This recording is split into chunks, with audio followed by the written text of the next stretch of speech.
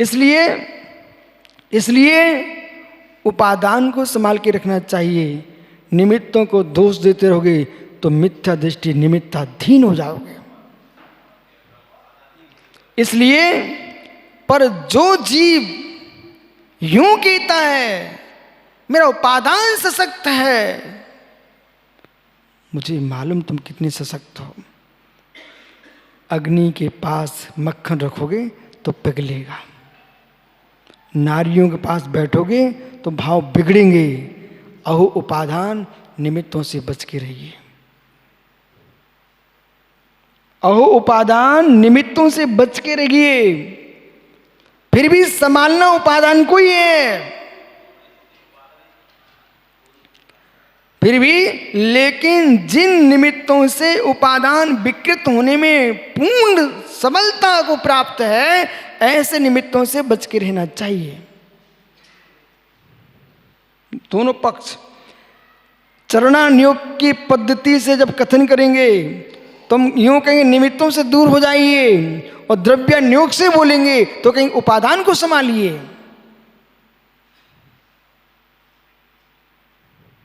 ठीक है। अब एक उपादान के परिणमन में स्वीकार्य साधन अनेक हो सकते हैं। तदेतन मूल हेतु स्यात् कारणम से कारकम। बोलिए।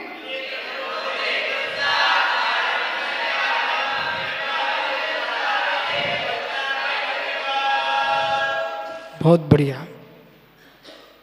तदेतन मूल हेतु स्यात्, लब कुछ याद है क्या? खड़े हो जाओ। याद है? बोलो।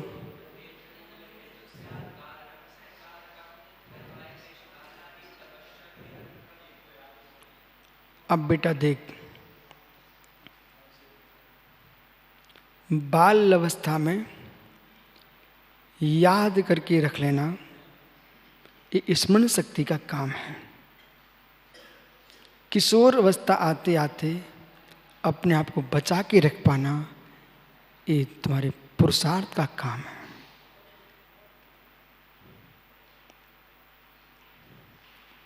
योग्यता जब तक नहीं आई,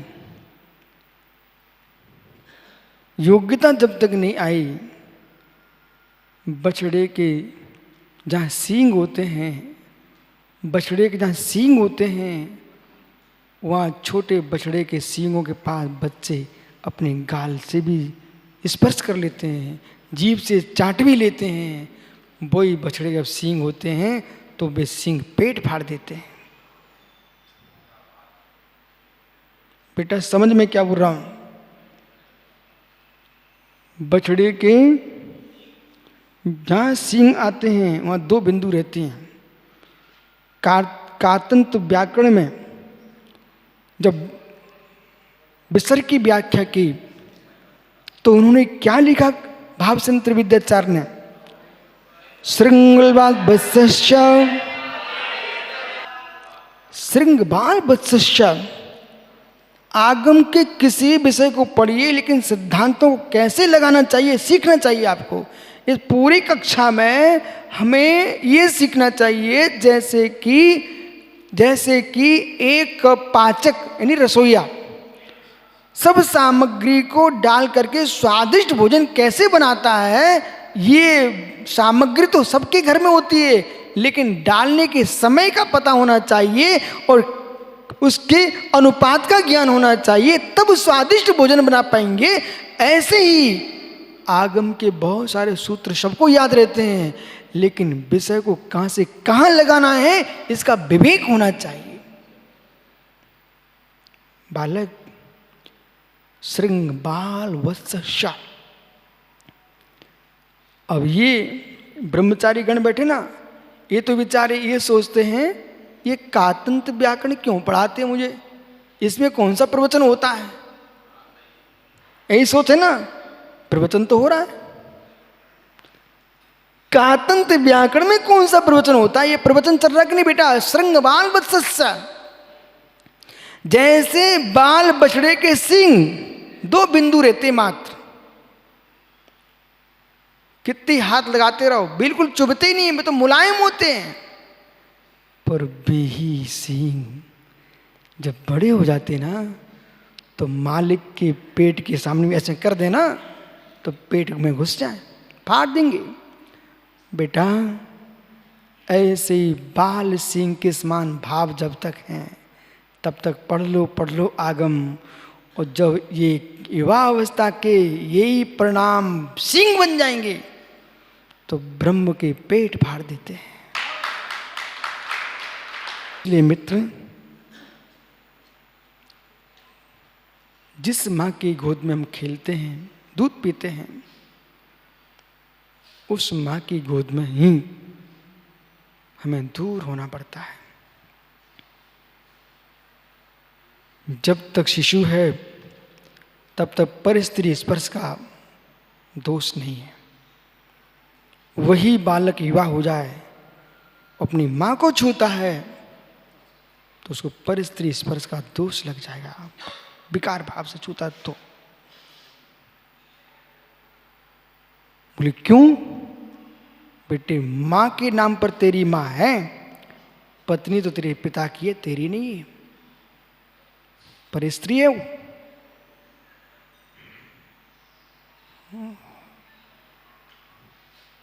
पुत्री तुम्हारी पुत्री हो सकती है दुलार के लिए, बेटी तुम्हारी बेटी है, विकारों के लिए नहीं, पर स्त्री है।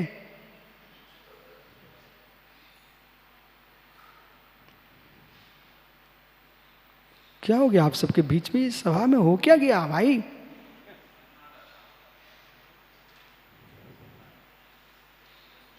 जैसे मां पर स्त्री है,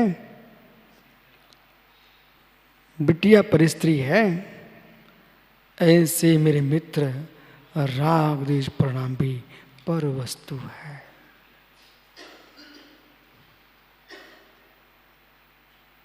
सुखी पुत्री स्त्री रूप नहीं हो सकती, सुखी माँ स्त्री रूप नहीं हो सकती, ऐसी सुखी अंदर उत्पन्न हुआ राग भी मेरा निज वस्तु नहीं हो सकता।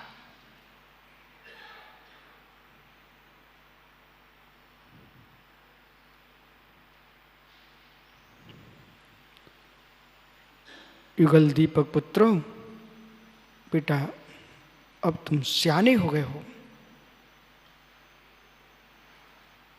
तदेतन मूल हेतु जो सूत्र है, इसे मस्तिष्क में 24 घंटे याद रखना पड़ेगा। यही तो मैं अरजीत सागर से कहता रहता हूं कि बेटा संभल के जियो, संभाल के जियो। तदेतन मूल हेतु स्यात्, मूल हेतु पर दृष्टि नहीं है, उत्तरों को दोष दे रहे हो, ये तुम्हारे उपादान का विचार है। बोलो चक्रेश। पीयूष ज्ञानी, किशोर पाड़े, निमित्तों को दोष दे रहा है जीव, उपादान पर विचार नहीं कर रहा है। हमारी प्रज्ञा का भी विचार है।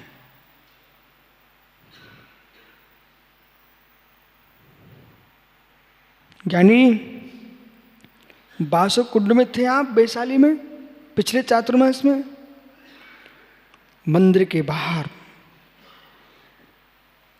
भगवान महावीर स्वामी के जिनालय के बाहर बासुक कुंड में बेटा आपने देखा एक छोटा सा पौधा था,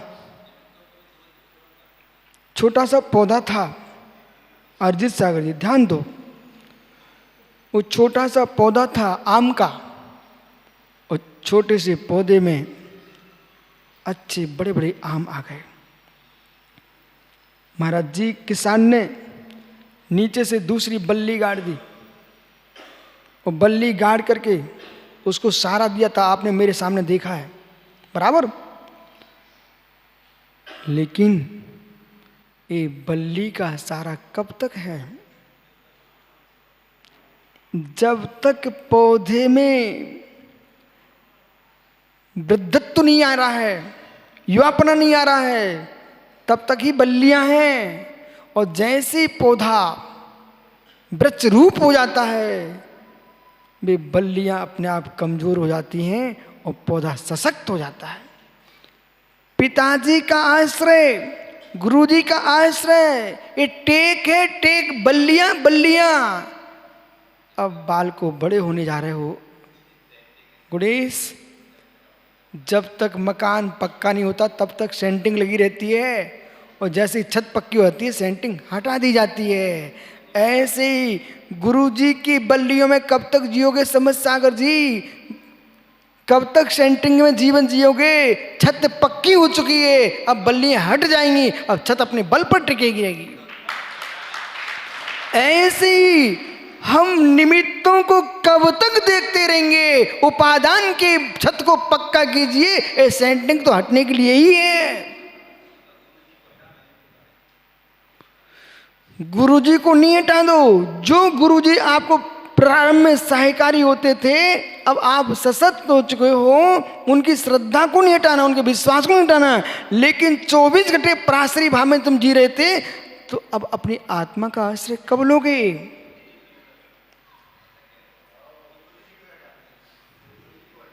कलयुगीय चेले हैं ना, कुछ से कुछ समझ लेते हैं।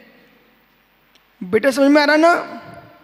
तदेतन मूल हेतु स्यात्, कारणम ही से कार्यक्रम। तो जो मूल हेतु है, ये माताजी ये सूत्र श्लोक है, ये स्वरूप संबोधन नाम के ग्रंथ का श्लोक है। और ये ग्रंथ तो प्रत्येक साधक को अनिवार्य रूप से अध्ययन करना चाहिए। स्वरूप संबोधन ऐसा 25 श्लोक प्रमाण मात्र ग्रंथ है, और इस ग्रंथ में गूढ़ रहस्य भरे हुए हैं। माधव सेनाचार्य जो वैदिक आचार्य हुए हैं, उन्होंने सर्वदर्शन संग्रह नाम का ग्रंथ लिखा। उन्होंने भी इस ग्रंथ के श्लोकों का प्रयोग किया। सुब्रत साहिब सभी जितने ज्ञानी अध्ययन करना चाहें सबको स्वरूप संबोधन दो आप। अलौकिक ग्रंथ है। यानी संक्षेप में, जैसे कि संक्षेप में 50 श्लोक मात्र में, 51 श्लोक मात्र में इष्टोपदेश में जैन दर्शन के अध्यात्म का सार लिखा है, ऐसे ही 25 श्लोक प्रमाण मात्र ग्रंथ में जैन न्याय का आध्यात्मिक रूप से संपूर्ण सार लिखा हुआ है। किसमें? स्वरूप संबोधन। समझ में आ रहा है ना क्या आ रहा है? यानी बछड़े के सींग जब तक बड़े नहीं हुए तब तक किसी को चुभते नहीं थे, और वे ही बड़े हो गए मारने लगे। ऐसे ही हमारे आत्मा के परिणामों में और हमारे शरीर के अंदर जब तक बाल अवस्थाएं थी तब तक विकारों के सींग चुभते नहीं थे, और जैसी अवस्था बढ़ने लगी विकारों सींग चुभने लगे। तो जैसे किसान समझदार होता है, बैल के सींग न लग जाए वो नकेल डाल देता है, रस्सी बांध देता है, उस तरीके से खींच के रखता है कि सींग न मार पाए। ऐसे हमारे लिए ज्ञानांकुश लगाना चाहिए और तत्व निर्णय का नकेल डाल करके इन भावों के बैल को संभाल के रखना चाहिए, अन्यथा यही बैल सींग मार देंगे। बराबर। इसलिए निमित्तों से भी दूर रहना चाहिए, उपादान को संभालना चाहिए। विराजो।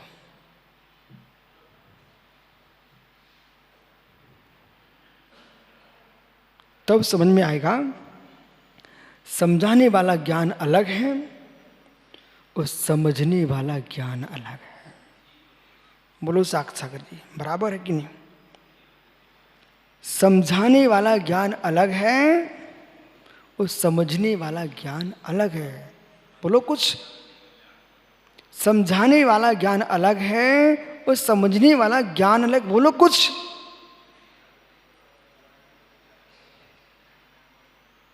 समझाने वाला ज्ञान कुछ है और समझने वाला ज्ञान कुछ है। यानी समझो कुछ संजत सागर जी, समझाने वाला ज्ञान कुछ है और समझने वाला ज्ञान कुछ है। समझाने के लिए कंठ ओस तालु दंत एक काम करते हैं तुम्हारे साथ, समझने के लिए अंतरंग प्रज्ञा काम करती कि हो।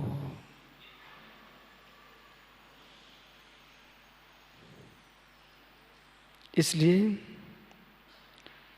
आत्मज्ञानम संज्ञानम ज्ञानादन्यात् करोति किम परभावस कर्तात्मा मोहन नान कारणम। बोलो ज्ञानी। यशोधर सागर जी बोलिए जोर से।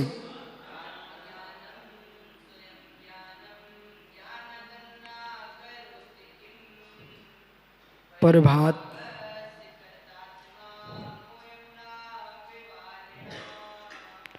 मोहन मां वारणा। मित्र, मोह से दूर होना चाहते हो तो आज ही आपको भेद कर लेना चाहिए। आत्मज्ञानात् भिन्न है। आत्मज्ञान ही ज्ञान है, से सब अज्ञान। जितनी प्रकार की कूटनीति राजनीति जो बुद्धि चल रही है सब अज्ञान भाव है।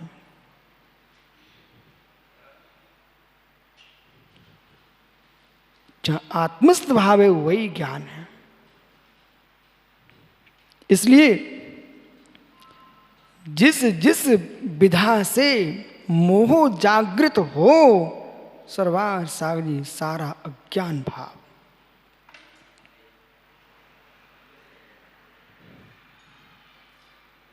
मोह रागो दोषो, मोह राग और दोष चित्त प्रसादो जश भावम में। 4 विषय पकड़ना आज आपको। मोह राग द्वेष ये 3 जहां बिज्जती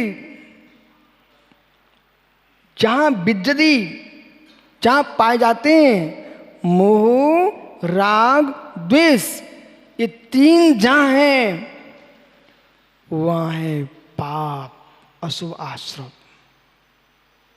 और चित्त प्रसादो जस भाव में, और चित्त का प्रसाद आह्लाद शांत चित्त जहां है सो वहां है सो आश्रम।